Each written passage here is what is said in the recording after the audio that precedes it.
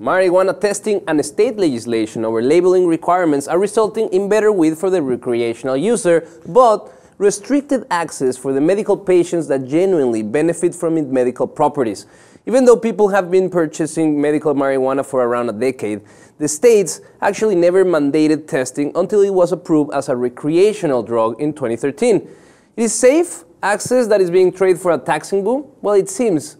We need to know first what are the labs looking for. First, it's important that they know how potent the weed is. The kind of like printing the alcohol content on a bottle label.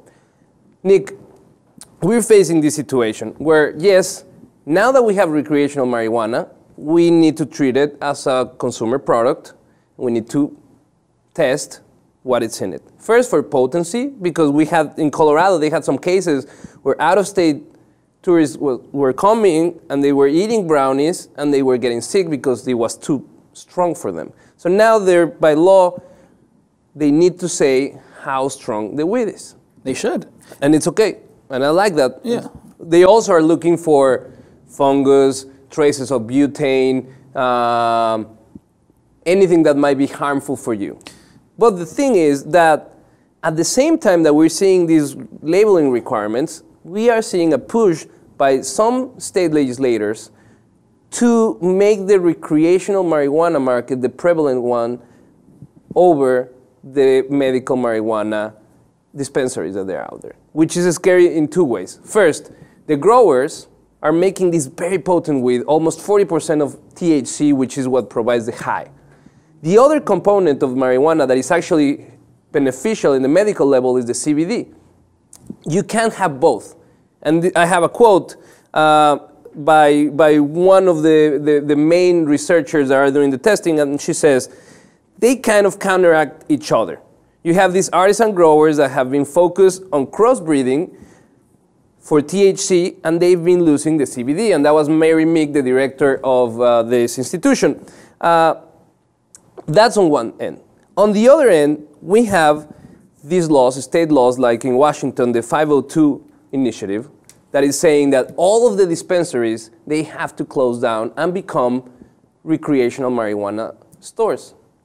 With that, you're creating two things. You're stripping the marijuana from its medical component to make it more appealing to the recreational user, and then you're restricting medical access to become a taxable product. It's sad. So it's complicated because marijuana is one of those things, you don't see something like this often, something that's used recreationally a lot for fun, and also seen as a legitimate medicine. You don't see that as much. We see people, like you mentioned earlier when we spoke, you said, you know, a lot of people, they claim that they need medical marijuana, but they just actually just want to smoke. They don't really have epilepsy or whatever they're claiming. So that happens a lot with prescription medicine. For example, you see a lot of college kids on campus selling, what is the... Ritalin, all that stuff, Adderall, all those things. You see it, but you see it a lot more with weed, obviously.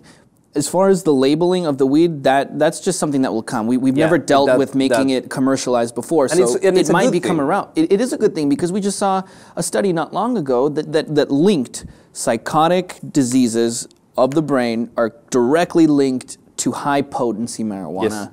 Smoking it every day. You need to know how strong the stuff is that you're smoking, and that's just the way it is. The same way that alcohol puts the percentage of alcohol content in there on the bottle. It's the same thing.